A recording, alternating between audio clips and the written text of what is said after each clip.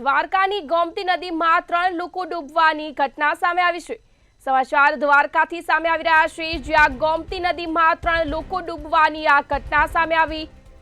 સ્થાનિક તરવૈયાઓ દ્વારા એકનો બચાવ કરાયો। સમાચાર દ્વારકાથી, જ્યાં ગોમતી નદીમાં 3 લોકો ડૂબવાની આ ઘટના સામે આવી।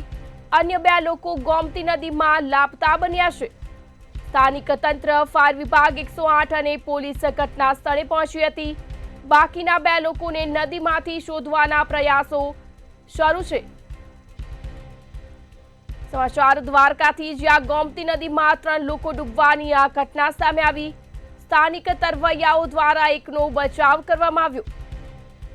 આ સાથે જ અન્ય 2 લોકો ગોમતી નદીમાં લાપતા બન્યા છે। સ્થાનિક તંત્ર, પોલીસ ઘટના સ્થળે પહોંચી હતી।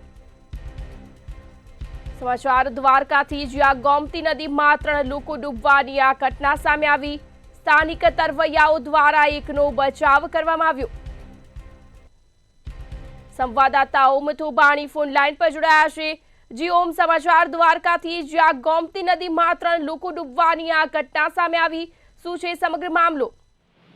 ખાસ કરીને વાત કરવામાં આવે તો હાલ વેકેશનની મોસમ ચાલી રહી છે, ગરમીનું પ્રમાણ વધારે છે ને દ્વારકાની અંદર આવેલી ગોમતી નદી, જ્યાં હાઈ ટાઈડ લો ટાઈડ એટલે અત્યારનો જે સમય હતો ભરતીનો હતો, ઘણા બધા લોકો ગોમતીમાં સ્નાન કરી રહ્યા હતા, નાવાની મજા કરી રહ્યા હતા।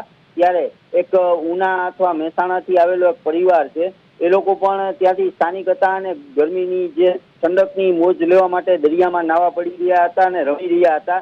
ત્યારે કોઈ ચપ્પલથી ગેમ રમી રહ્યા હોય ને તરીને લેવા જતા આગળનું પાણી ઊંડું હોય ત્યારે 3 લોકો ડૂબ્યા હતા। એમાં સ્થાનિક તરવૈયાઓને જાણ થતા એકનો બચાવ થયો હતો અને 2 લોકો અત્યારે પણ લાપતા બનેલ છે ને હાલ પણ ફાયર બ્રિગેડ અને પોલીસ દ્વારા એ લોકોની શોધખોળ ચાલુ છે।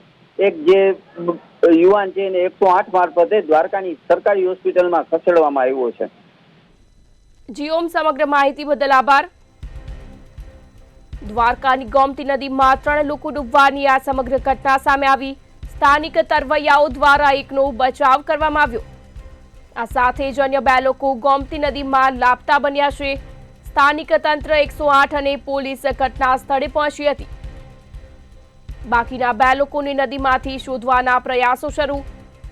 સમાચાર દ્વારકાથી, જ્યાં ગોમતી નદીમાં 3 લોકો ડૂબવાની આ ઘટના સામે આવી।